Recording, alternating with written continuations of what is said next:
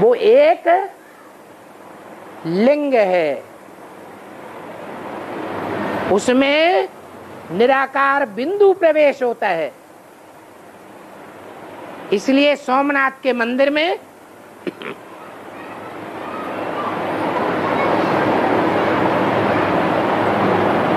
लाल लाल लिंग पत्थर था और बीच में हीरा जड़ा हुआ था।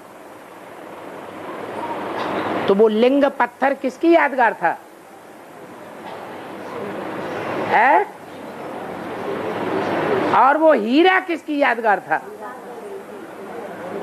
है? उल्टा कर दिया। जो हीरा बीच में जड़ा हुआ था वो है शिव की यादगार, बिंदु की यादगार।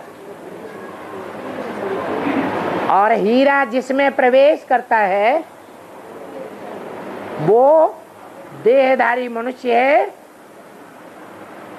लिंग की यादगार। जो बाबा कहते हैं कि तुम मोरे छोटे रूप बिंदु को याद नहीं कर सकते हो, अच्छा बड़े रूप को ही याद करो। तो छोटा रूप हुआ वो हीरा और बड़ा रूप हुआ लिंग। भक्त किसे याद करते हैं?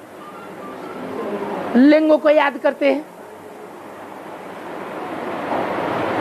क्योंकि भक्तों की बुद्धि तो उतनी सूक्ष्म नहीं बन पाती। और हम बच्चे तो सूक्ष्माति सूक्ष्म बाप के बच्चे हैं। हम सूक्ष्म से सूक्ष्म बाप को पहचानने वाले हैं। तो जिस शरीर रूपी लिंग में शिव बाप प्रवेश करते हैं, वो लिंग रूप जो पूजा जाता है वो संपूर्ण स्टेज में पूजा जाता है या अधूरे पुरुषार्थ में पूजा जाता है? संपूर्ण रूप में पूजा जाता है। वो संपूर्ण रूप तब बनता है जब वो निरंतर याद में मस्त हो जाता है। वो ही शंकर की आत्मा जो पुरुषार्थी जीवन में शंकर है, वही पुरुषार्थ करके करते अंत में शिव समान शिवलिंग बन जाती है।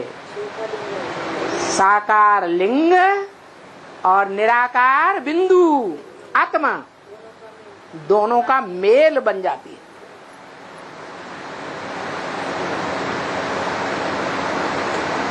लोग आज भी समझते हैं, अरे लोगों की दुनिया की बात छोड़ो, जो ब्राह्मण हैं वो भी समझते हैं कि शिवलिंग निराकार शिव की यादगार है।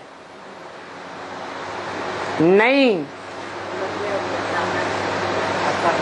जो शिव है वो तो स्वयं ही वाणी में बोलता है, मैं न पूजी बनता हूं न पुजारी बनता हूं। तो सीढ़ी के चित्र में शुरुआत में जो पूजने वाला पुजारी है और जो पूज्य शिवलिंग सामने रखा है, वो पूज्य सो पुजारी एक ही आत्मा है या दो आत्माएं हैं? एक ही आत्मा है, वो ही अपने स्वरूप को पूजती है। बाकी शिव न पूज्य बनता है न पुजारी बनता है। इसलिए शिवलिंग का जो सात्विक रूप यादगार कौन से मंदिर में दिखाया गया? सोमनाथ मंदिर, पुराने थे पुराना ओल्ड इज गोल्ड मंदिर। उसमें जो लिंग था वो साकार की यादगार है, बड़े रूप की। और इस लिंग में जो हीरा जड़ा हुआ था वो हीरा ब्रह्मा कुमार भी समझते हैं शिव की यादगार। और अभी तक अपन को प्रजापिता ब्रह्मा कुमार कुमारी कहने वाले भी क्या समझते थे? शिव की यादगार है। शिव कहते हैं मेरा तो बिंदु ही है, जिसका नाम शिव है, मेरा शरीर होता ही नहीं, मैं शरीर धारण करता ही नहीं। तो बोला टू लेट होता जाएगा। कितना सहज समझाते हैं। तो बच्चों को फीलिंग होनी चाहिए ना, क्या कि हम जितना बाप का परिचय देंगे एक्यूरेट, उतना हमारा ऊंचा राजपद बनेगा।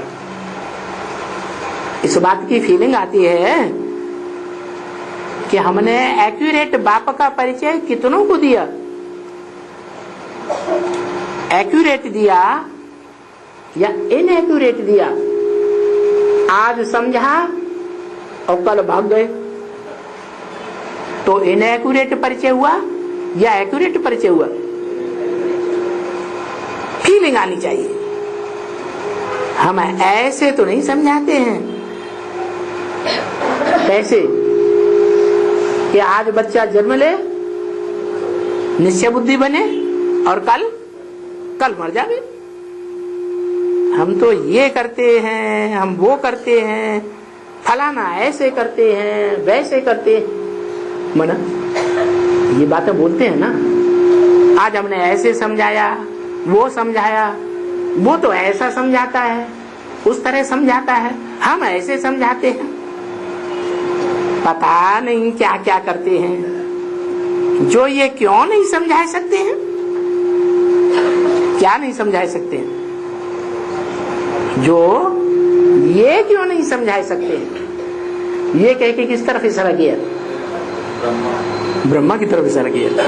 ब्रह्मा को समझाना है। जो समझने वाले हैं उनको ब्रह्मा का पाठ समझाना है।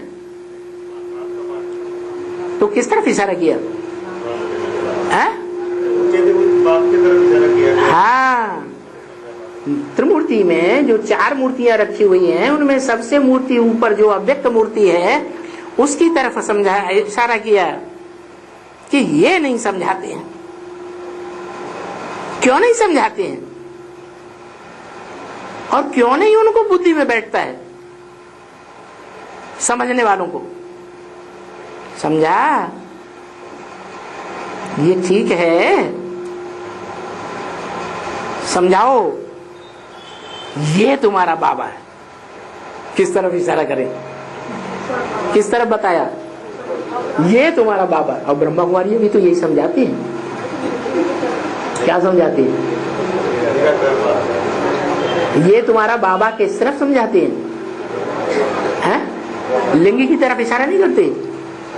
जो बाबा ने कहा पहले पहले ये समझाओ, तो प्रदर्शनी में पहला चित्र 32 करोड़ वाला शिवलिंग नहीं रखते? रखती है कि नहीं है? तो ठीक समझाती है। अरे है, रूप नहीं समझाती। रूप नहीं समझाती। रूप तो दिया हुआ है चित्र में। क्यों? जो बिंदी रखी है उसके आसपास लिंग नहीं रखा है। वो लिंग को ही निराकार का रूप समझ लेती है। क्या क्या समझती है? कि जो लिंग है, बड़ा आकार है, वो ही निराकार की यादगार है तो निराकार की यादगार। लेकिन ये नहीं समझती हैं कि वो निराकार की यादगार कैसी है। वो निराकार की यादगार निराकार बने हुए पुरुषार्थी की यादगार है, या निराकार सदैव रहता है उसकी यादगार है। जो निराकार पुरुषार्थी है, निराकारी बन जाता है, उसकी यादगार है। तब उसे शिवलिंग कहा जाता है। नहीं तो निराकार को तो लिंग होता ही नहीं।